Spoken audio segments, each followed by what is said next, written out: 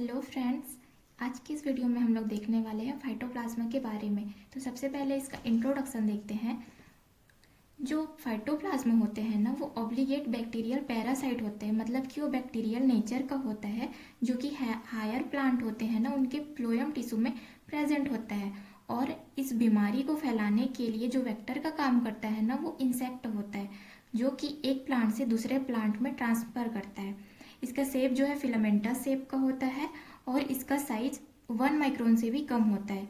इसके जीनोम की बात करें तो इसका जो जीनोम होता है वो बहुत ही छोटा साइज का होता है और इसमें एक स्पेशल कैरेक्टर होता है, जो कि इसमें सेल वॉल अब्सेंट होता है। अब इसकी हिस्ट्री देखते हैं। तो जो फाइटोप्लाज्मा है उसे एक जापानीज साइंटिस्ट ने 1967 में डिस्कवर किया था और उन्होंने इसे माइकोप्लाज्मा लाइक ऑर्गेनिज्म कहा। ये जो है जापान में ड्राफिज्म ऑफ मलबेरी के नाम से भी जाना जाता है। इसके सिम्टम्स की अगर बात करें तो ये जो है 700 से भी ज़्यादा स्पीसीज को इन्फेक्ट करता है और ये ज़्यादातर जो है फ्लावरिंग प्लांट को ही इन्फेक्ट करता है।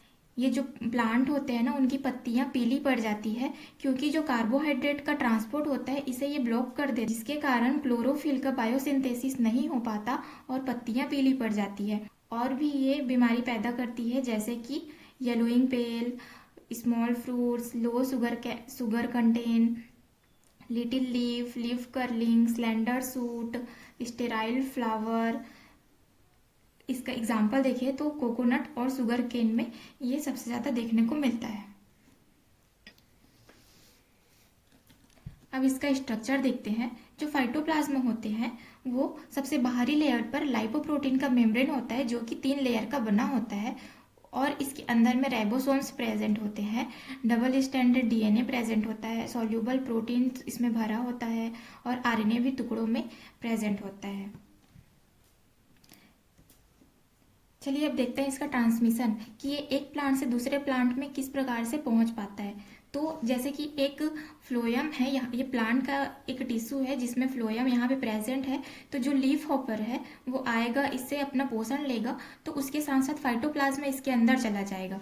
फिर जो लीफ हॉपर है उसमें जो फाइटोप्लाज्मा है उसका मल्टीप्लिकेशन होगा, बहुत सारी कॉपियाँ बनाएगा। उसके बाद ये जो इंसेक्ट है ना, वो हेल्दी प्लांट में जाएगा और वहां से फिर जब न्यूट्रिशन अब्जॉर्ब करेगा ना, तो जो उसके मुंह के अंदर या फिर जो पेट के अंदर रहेगा ना फाइटोप्लाज्मा, वो फ्लोएम टिश्यू में पहुंच जाएगा, जिससे जो है प्लांट में फिर से मल्टीप्लिकेशन होगा और फाइटोप्लाज्मा बहुत इन्फेक्ट कर लेगा, जिससे ये प्लांट जो है डिसीज हो जाएगा इसमें प्लांट में। तो फिर इंसेक्ट आएगा, फिर ये यहाँ से पोषण लेगा। इस प्रकार से ये साइकिल चलते रहता है और इस प्रकार से इसका ट्रांसमिशन होता है। अब देखते हैं कंपैरिजन ऑफ माइकोप्लाज्मा और फाइटोप्लाज्मा। तो इसके सबसे पहले सिमिलैरिटीज देखते हैं। तो दोनों में सेल वॉल अब्सेंट होता है और जीनोम जो है दोनों में स्मॉल साइज में होता है। और माइकोप्लाज्मा फाइटोप्लाज्मा दोनों ही ऑब्लिगेट पैरासाइट होते हैं और इनका शेप जो है प्लियोमॉर्फिक होता है या फिर फिलामेंटस होता है। प्लियोमॉर्फिक मतलब कि वो अपने पोषण के आधार पे अपना जो है संरचना परिवर्तित कर सकते हैं, तो उसे बोलते हैं प्लियोमॉर्फिक बोलते हैं। अब इसका डिफरेंस देखते हैं। तो माइकोप्लाज्मा और फाइटोप्लाज्मा में दोनों में डिफरेंस, जो माइकोप्लाज्मा होते हैं वो एनिमल, ह्यूमन, प्लांट सभी में जो है इन्फेक्ट करता है, जबकि जो फाइटोप्लाज्मा है वो सिर्फ प्लांट फ्लोएम टिश्यू को ही इन्फेक्ट करता है। जो माइकोप्लाज्मा होते हैं उन्हें आर्टिफिशियल मीडियम जो होता है ना, जो कल्चर मीडियम, उसमें ग्रो करवा सकते हैं, लेकिन फाइटोप्लाज्मा जो कि एक ऑब्लिगेट पैरासाइट होता है, मतलब कि वो सिर्फ लिविंग ऑर्गेनिज्म में ही ग्रो करता है, इसलिए इसे आर्टिफिशियल कल्चर मीडियम में ग्रो नहीं करवा सकते। अब फाइटोप्लाज्मा का कंट्रोल देख लेते हैं कि इसे किस प्रकार से नियंत्रित किया जा सकता है। तो सबसे पहला है यूजेस डिसीज फ्री सीड्स, मतलब कि जो अच्छी किस्म की जो वैरायटीज होती है ना, उन सीड का उपयोग करना चाहिए हमें खेती करने के लिए। और सेकंड है ब्रीडिंग, जो रेजिस्टेंस वैरायटी होती है ना, जो क्रॉप की वैरायटीज होते हैं, जो अच्छी वैरायटी के होते हैं, उन्हें ही उपयोग करना चाहिए। और टिश्यू कल्चर के माध्यम से अच्छी हेल्दी प्लांट का जो है क्लोन तैयार करना चाहिए और उसे यूज करना चाहिए।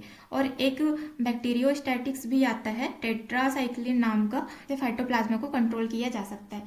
इसका क्लासिफिकेशन देख लीजिएगा, इसमें domain, phylum, class, order, family, genus सभी है।